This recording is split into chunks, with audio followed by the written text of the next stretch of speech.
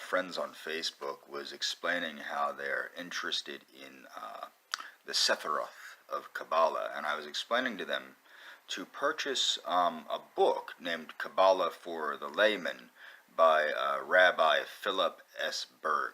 Now, people don't understand this about me. When I said, doing that last video, the Book of the Skulls, it reminded me how much I've studied the occult, okay?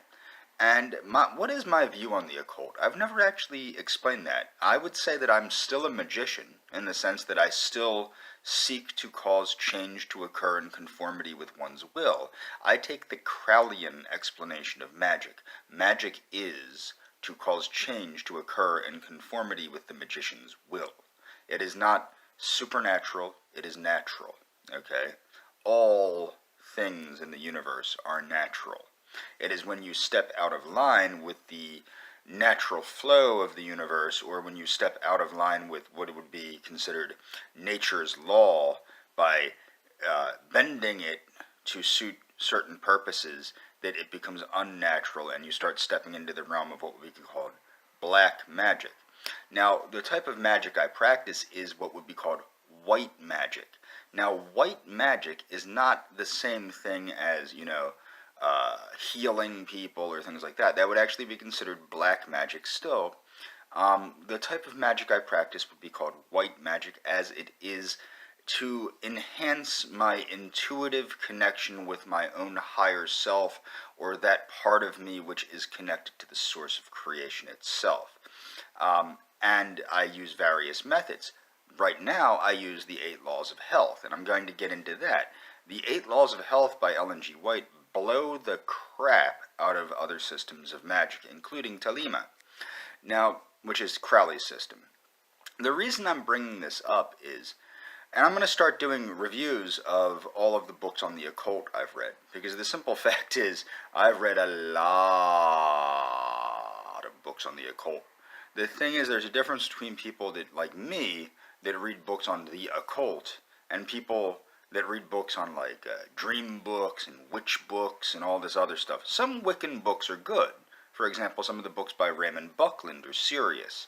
Other ones are goofy as hell and have been infested with feminism. My point is there's different ways to look at the occult. And I was considering, there's a lot of things I would not know if I never studied the occult. And I've recently become, and I still am, very critical of occultism. Because I think occultism is more than what people make it out to be. And I think it gives people a false sense of importance. For example, and I don't mean to diss the guy, but like Styx Hammer 666.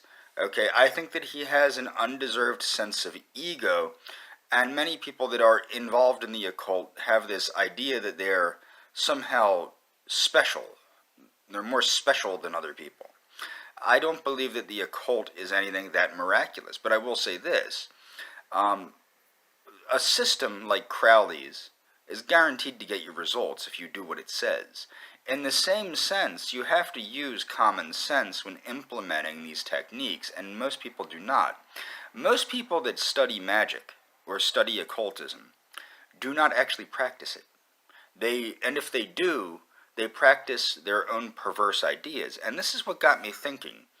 One of the reasons I think that the occult did not have a negative influence on my life, and it didn't, it had a positive influence, is because my brain is not one that seeks to live in a fantastical world of fantasy or to escape reality.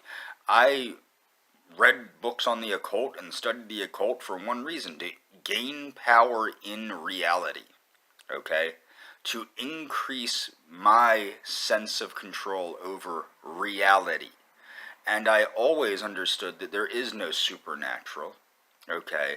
I never believed in the supernatural or anything like that. All things are natural in this universe. So, I'm going to use this as an introduction to my review of books on the occult. And I'm going to get into, again, I follow the 8 Laws of Health, and I'm going to flat out say, why is the 8 Laws of Health better than any other system of magic at attaining a communication with that part of yourself that is still part of God? or the creator, I should say. And the reason why is because it is a direct route through the carnal to the spiritual. Okay, what we call the spiritual.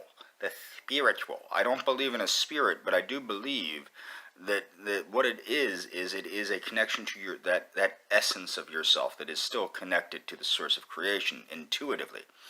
And the reason why that it's a direct route is it doesn't get a bunch of this ritualistic gobbledygook and all this, get this oil and get that and blah, blah, blah, blah, blah. It is direct. It is more direct than Satanism. It is more direct than, not that Satanism sought that, because it didn't. It is far more direct than Talima.